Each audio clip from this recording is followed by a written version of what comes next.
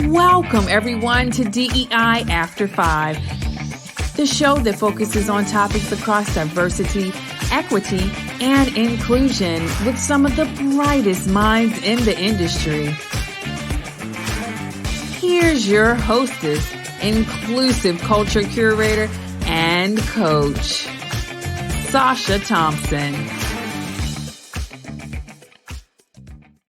Hey everyone, and welcome to this episode of DEI After 5. You know, I've been saying that this season we're really going to start talking about aspects of diversity, equity, and inclusion that aren't often talked about when we are having these conversations. And so this week is no exception. My guest this week is Jaime Brown, who is a DEI strategist. And we're going to be talking about supplier diversity.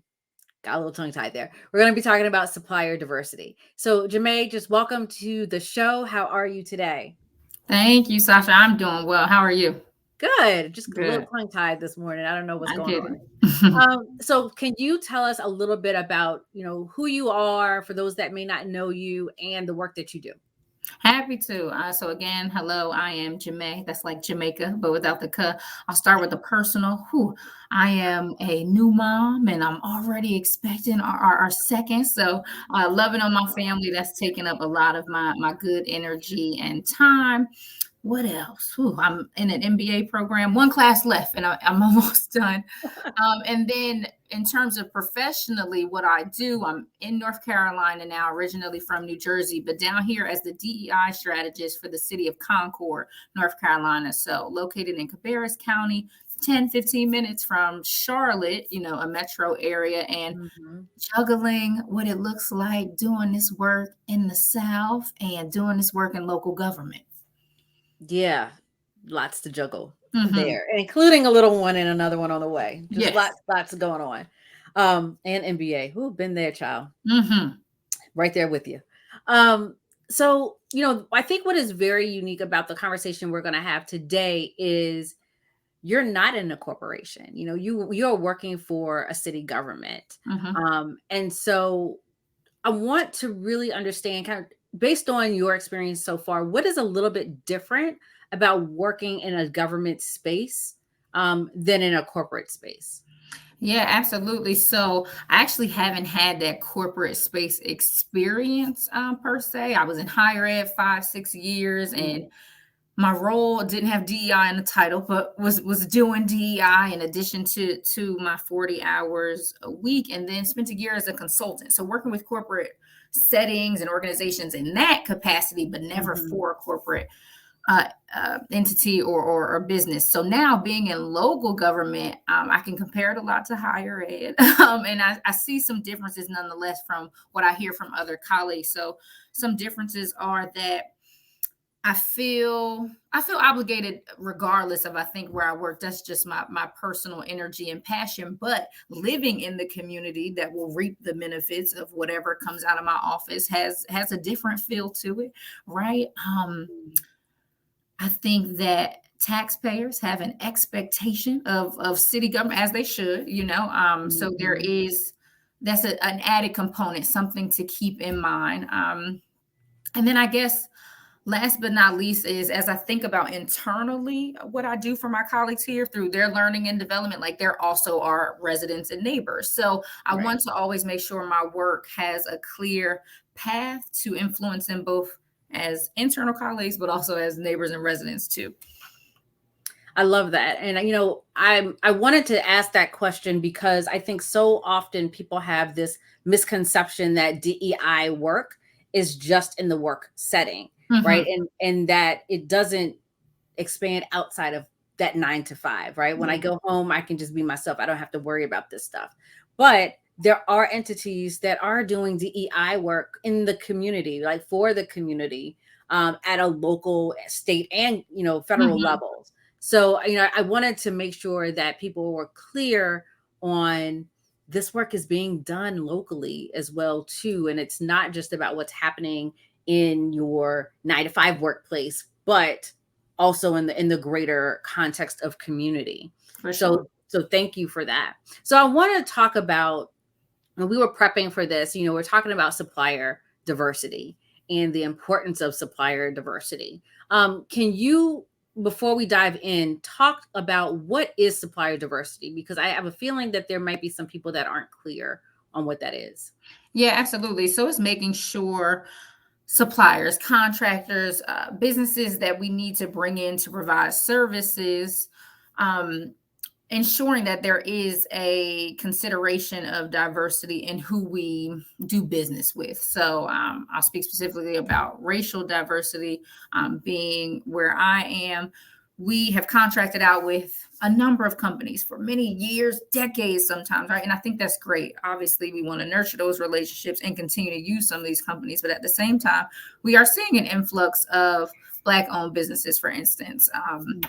In this area. So how are we supporting them, tapping into their network, their areas of expertise when we do have this big construction job coming up or a much smaller catering job coming up, right? It really can span anything from catering to something as large as construction. But again, making sure we are being mindful of all of the businesses in our area and tapping into their talent. I want you to dive a little bit deeper into that because when I worked in corporate and started working with some teams around supplier diversity, one of the nuances or one of the challenges that we had was having people think outside the box when it came to the businesses that we could support, right? So you use catering as an example. That's usually one of the areas where you could find lots of Black and brown businesses. Cleaning was another area. But then outside of that, people were like stuck on, well, I don't know any businesses that are outside of that. And so can you talk to us a little bit about what can organizations do to start looking at other places for these organizations? Yeah, so I'll start with what I'm doing now. I'm preparing for a February hub workshop, right? And I wanted to bring a hub workshop here because it is a fairly low lift, I think, for somebody in my role. The state comes in, gives the presentation for free. I simply need to provide the space and do the marketing behind it, right? So with that, I don't want to just have caterers and cleaning companies. So I'm like, okay, where can I start? Yes, I'm a resident, so some businesses are coming to mind just based on my own movements throughout the area. But again, I'm fairly new here. I don't know everything. So I tapped into our chamber and our Cabarrus Economic Development team, and they helped me quite a bit, sent me a few lists of businesses that they had that were what the state calls minority, women, and or veteran-owned business enterprises. So now, based on that list, two come to mind that aren't, again, catering or cleaning, and that's a security company and a trucking company, right? Amazing for me to know. I can recognize the address not far from where we are, and again, within the city of Concord. So now when someone says, we want to have an event. We, of course, have the Concord Police Department, but perhaps they're busy or, a number of other events are happening as well. And we absolutely need security. I can refer this security company. With the trucking, a lot of our projects are pretty large scale for a small scale trucking company. But in the event we do have a project that isn't going to require, 15 trucks and 45 folks, and we can use a smaller company, let's keep them in mind as a subcontractor, perhaps. So I'm trying to use the resources that are already out there and learn along the way so that I can better equip my entire team to really tap into that supplier diversity. You said something that I think a lot of people don't leverage, right? Which is their local chamber of commerce. Oh, yeah. And knowing businesses. I'm actually a member of the Maryland Black Chamber of Commerce. And we recently did a networking event with the LGBTQ plus Chamber of Commerce, right? So there's diversity within these groups as well, too. And the beauty of that whole networking event was, getting to know what other businesses people were doing so that you could tap into them and use them if you needed them as well, too. And so, as organizations are looking to expand their reach, and their dollars, those are great resources. So thank you for sharing that. Absolutely. The other thing that kind of came up as you were talking was this opportunity of networking. and this opportunity of not just having folks on a list, but knowing when you can use them. And I think that's a piece that is often kind of taken for granted. Like, oh yeah, I have this list of folks, but we don't take the action of, okay, well, where can I actually use them, or who could actually use them? So for your office and the work that you do, how do you all talk about the businesses that are out there or that you're supporting? Yeah. I'm happy you mentioned networking, because in addition to the hub workshop, right, naturally networking will hopefully happen, but it's an hour-long like course, essentially workshop class. You're coming to take notes, so I made it a point to tack on an extra hour specifically for networking, so these businesses can get to know each other, and I'll have department heads there who will come and say, chat with me over here.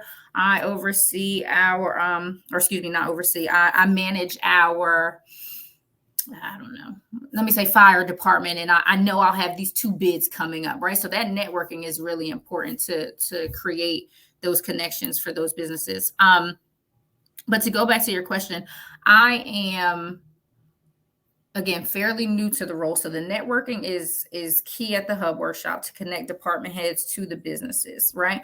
But the goal long-term, right, we're going to work here, is to have a web page that lives on my DEI website, on our local government page, that says, folks, I want to make it super easy for you. Click this list. Here go the minority, women, veteran-owned business enterprises in our area, because you'll often hear, right, well, we can't find them. Where are they? You know what I mean?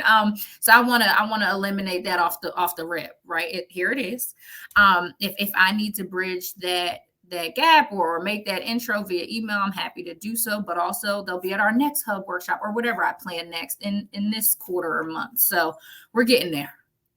Yeah, I think that excuse is no longer an excuse, because Google is free, and you can always, and so many organizations, particularly after the last 2 or 3 years, have started highlighting, Black-owned business, veteran-owned business, women-owned business. So that they're easy to find, or easier to find. So, I appreciate you putting that together. And you tapped onto something that was actually going to be my next segue, which is, why is this important to DEI consultants, right? Most of the folks that listen to this show or watch this show are in corporations or doing DEI work as either a solo person or part of a small team. But why is this important for DEI people to think about supplier diversity? Yeah, that supplier diversity procurement piece, purchasing, whatever it's called in your respective place, is key. As we think about how to financially support some of these communities and businesses, that's a very easy way to do it. Cities, local governments, at least, in my world, will always have projects coming up, right? So why not, like I said, tap into the talent and the resources here. Businesses, corporations are making all sorts of financial commitments, right? To DEI, great. Yep. Let's include supplier diversity and all of the other things I've heard about, training and development, donating to X, Y, and Z nonprofits. Those things are valid and absolutely necessary too, but this has to be a part of the conversation as well. I a million times agree with that. And, and again, there's so many folks or so many organizations that have their DEI efforts that are internally facing, right? It's tied to HR. But when you have DEI as something that's not just internal, but it's external, right? And you spoke to it, people are pledging all of this money and wanting to support all of these efforts and projects and programs. Supplier diversity is a way that you could do that long-term and short-term, right? You can absolutely make sure you have a list of businesses that the types of businesses that your companies often outsource, and seeing who's on those lists and making sure that it is representative of the diversity that you want to ensure your dollars are going. Right. Absolutely. So I think that this is something, it's critical. And as I said before, when I was in tech, that was a big challenge or issue. And, I kept screaming, like, there are Black-owned tech companies, like there are Black-owned startups that provide cloud, services, or even training for people that are from different populations to help upskill them that we can tap into. And so it's really thinking outside, not just even outside the box. This is thinking beyond your box. Like this Yeah, is getting out of your comfort zone a little exactly. bit.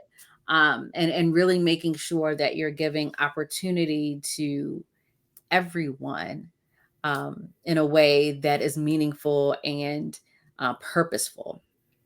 Yes, for sure. And I think in some of what I have in mind to do is, like I said, bringing these businesses to my colleagues, and vice versa, right? Making that connection part very easy, so that when there is a contract out for bids or a request for proposals or quotes, we are bringing in some of our local businesses that meet those other demographics that we haven't traditionally worked with, from traditionally marginalized backgrounds, right? But at the same time, I want to add on like a 2.0 to that project and track, okay, folks, so we've gotten bids from 5 businesses, right?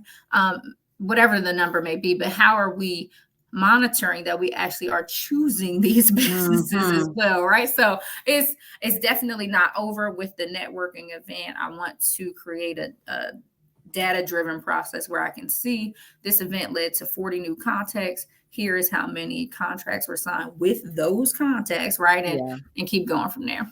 Yeah. It's kind of the next step beyond the Rooney Rule, right? It's one thing to have them in the pool, but are you actually hiring them to do the job? Exactly. So that I think is a critical part of this conversation, because there's so many people and organizations that have lists, if they do have lists, but are they actually utilizing them? Yes. And you kind of touched on this earlier. Are they updating those lists and making sure, like, okay, I'm not using the same one person over and over again, even though that they may be great, but there may be other Black and brown or women or veteran owned businesses in that same space that need that opportunity as well too. Exactly. Yep. Yeah. So I want to do a little bit of a pivot and talk about the impact on community, right? So supplier diversity, yes, that helps, small businesses, etc. But can you talk about the larger impact on the community at large when you hire these businesses? Yeah, the impact on the larger community. That's a great point. So I think because of what I know about Concord's history so far, a lot of these businesses, these folks are from here, born and raised here, you know what I mean? Or have been here a very long time. And I think it is a good way to show love and support for that familiarity with the area, right? Their love and support for the community and staying here and opening a business here. So I think that is really important for sure.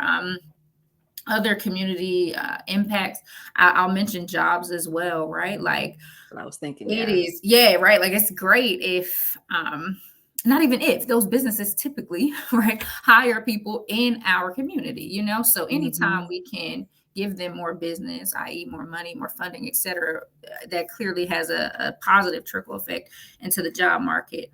Those are 2 things that come to mind for now. And I think it's, just good for any resident or neighbor to see, like, oh no, like Concord chose X, Y, and Z business for this and didn't outsource to even as close as Charlotte, but that's not Concord, and people do look for that. Yeah. I mean, I think that's such a critical piece of this that we need to talk about is, by supporting these small businesses, by supporting these minority owned businesses, you are in fact, creating jobs within the community, creating opportunity, creating knowledge share, and people the ability to grow and learn and do, so that they can either continue in that work or start their own businesses, et cetera. And so it's this ripple effect that happens that I think many large companies, especially that have large supplier diversity programs, kind of forget or might miss out on. Like there's this larger opportunity of impact that they can have by doing this. Whereas by going to, again, a larger company that's still going to outsource it anyway, right? Making sure that you're just more focused on the funds that you Mhm. have.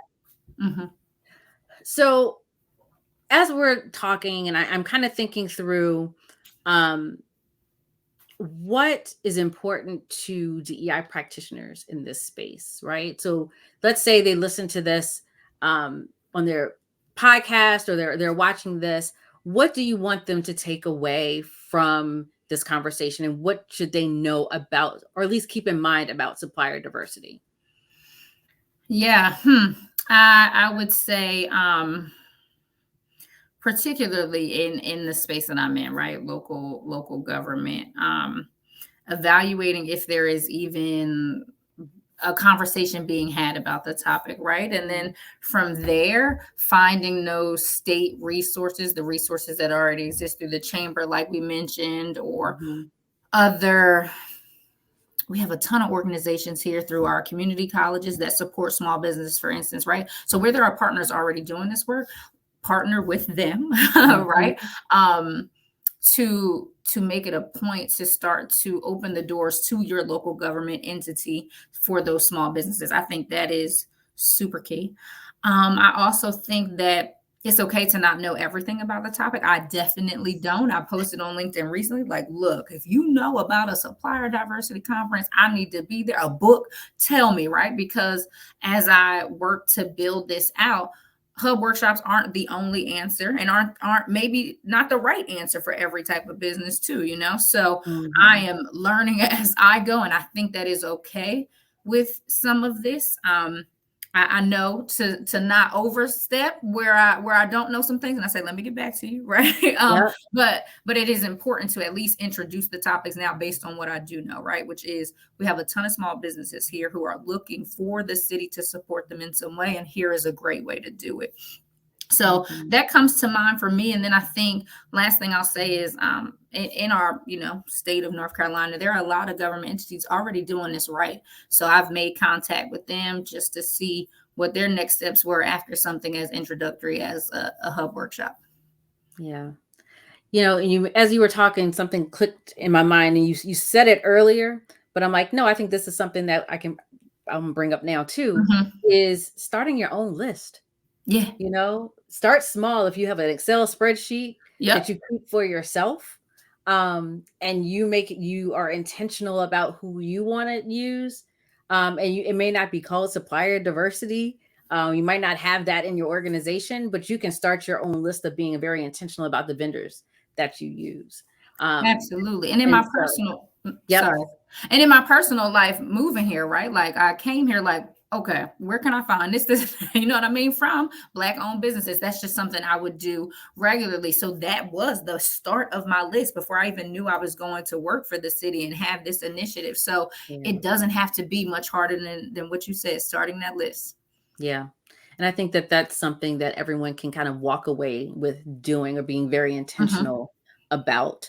I know it's something that I'm very intentional about in my business, right? My logo design, my production team, my video production, my photographer, all of those things I was very intentional about supporting minority owned and Black owned Mhm. businesses. And so starting small, and then from there, it's just, okay, how do we make this a thing? How do we create supplier diversity within our organization, or even within our team, and then kind of expand from Yep. there? So I think that that is a great starting point, in addition to everything, that you said, being mindful of the connections in the community that you're a part of. Because again, there's so many people that are doing this already. It's like, where can you go to learn more? Community Exactly. colleges, other organizations and programs that are doing it. So I love that. Um, my last little pivot with you. Mhm. I know you have a lot going on right now, just personally and professionally. Mhm. So what do you do to take care of yourself? Like, how do you fill your cup? Yes. Oh, I appreciate the question because I need to do it more. I promise you I do. But more recently, my fiance and I have gotten back to like, man, we got to start getting our massages again. Like we have to. Mm, So that is one thing that we are making it a point to do a bit more regularly as we can for sure.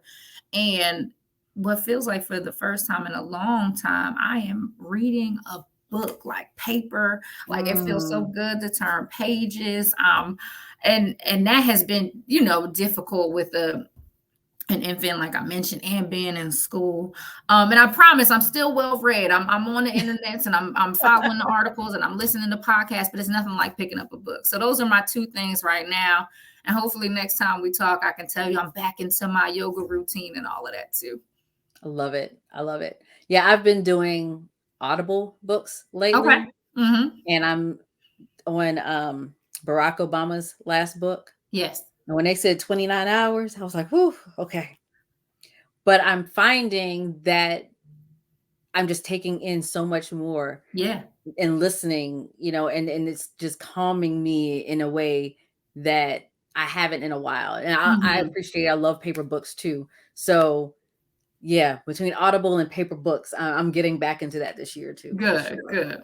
For sure. Well, Jaime, thank you so much for this conversation today. I hope people have been able to take away a couple of nuggets that they can start doing in their organizations around supplier diversity. If people wanted to connect with you or reach out to you, what's the best way for them to do that? Yeah, LinkedIn. That's my jam. I'm active on there. If that's where you want to chat, connect, or even answer my request for like where can I learn more as well, that's a great place to do it. Good. Wonderful. So thank you so much again for being with us. And everyone, thank you so much for taking the time to listen to this episode of DEI After 5.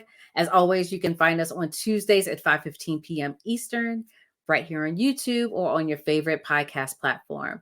Until next one, have a good one.